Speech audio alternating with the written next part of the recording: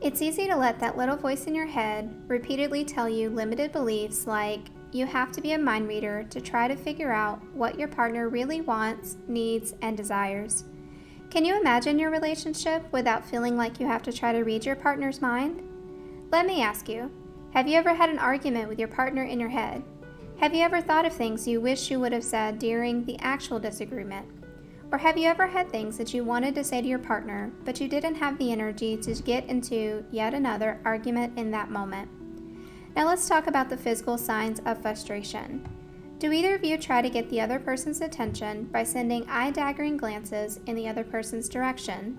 Or is your go-to a scowling facial expression, heavy sighs, huffs and puffs, or do either of you exaggerate your movements when you are frustrated? Or maybe, due to your expectations, you've been disappointed, upset, or hurt when you feel like you shouldn't have to ask your partner to do something because they should just know by now. If any of these sound familiar, then it's time to learn each other's most meaningful love languages and to really retire your mind reader's hat and to finally let go of your mind reading expectations. I totally get having the belief that you have to be a mind reader in your relationship. It completely makes sense. I mean, in what school was anyone ever taught a class called How to Correctly Love Your Partner 101, right? We have to cut each other a little slack because everyone experiences love differently, and where would most of us been taught any of this? For many of us who have been in a relationship for any amount of time, it feels easier and faster to just pop on our mind reader's hat because we actually don't know each other's love language. This means that we can only assume that we already know what our partner thinks, wants, and feels, and typically we default to showing love in the ways that we most desire to receive love ourselves. Imagine the pathway of a new relationship as being similar to when you get a new car. Most new car owners are a bit more cautious in the beginning, right? You are curious to learn about all of its gadgets, and you're excited about the possibilities of where it'll take you. Then the inevitable happens. Over time, you get comfortable and you get more relaxed about seeing a little dirt on your car. You stop being overly cautious about how quickly you go over a speed bump, or you frequently get distracted by multitasking on your phone. Your vehicle is now your comfort zone.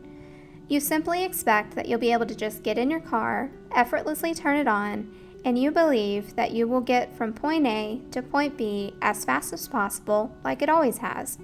You also know that if you come across any roadblocks along your journey, then you have your GPS that will help you find a detour and a shortcut.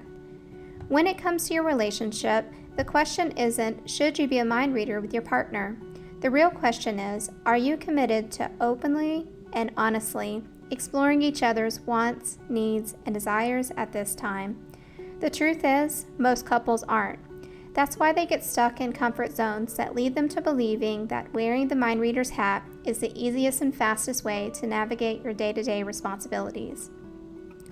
So since you now know that you have a choice, are you going to choose to keep wearing your mind reader's hat because it seems like the best way to stay comfortable in your relationship, or are you open to exploring something new? The fastest way to stop being a mind reader and to avoid burnout and resentment is to know the preferred love language for yourself and your partner. Dr. Gary Chapman has taught us that there are 5 love languages that serve as a guide for how you and your partner desire to give and receive love. The 5 love languages are quality time, physical touch, words of affirmation, acts of service, and receiving gifts. If you both haven't done so already, go to playfulremedies.com and take the love language quiz to discover your top love languages. Your love language can change depending on the phase of your relationship, so go ahead and take the quiz even if you have done so previously. It is important to know that you may not have just one love language. It is also crucial to know what to do when your partner has a different love language that doesn't come naturally to you. Can you think of a time that mind reading has resulted in a misunderstanding in your relationship?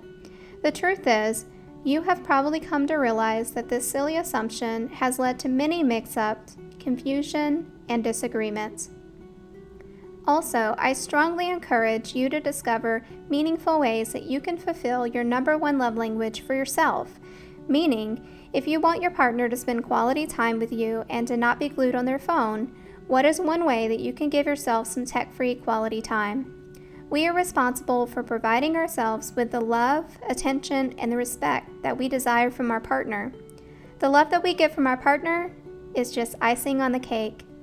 So, if you're currently feeling passed by or plateaued in your relationship, passionless or partnerless, then it's time for a couples reset. I'm inviting you to take the step to finally move away from just coexisting and to skip to cherishing each other again. This is your chance to reconnect with less burnout and less resentment. In just 5 days, I'm going to walk you through how to pour into your relationship with surprisingly fast interactive activities and super fun couples games that will speak directly to your preferred love languages.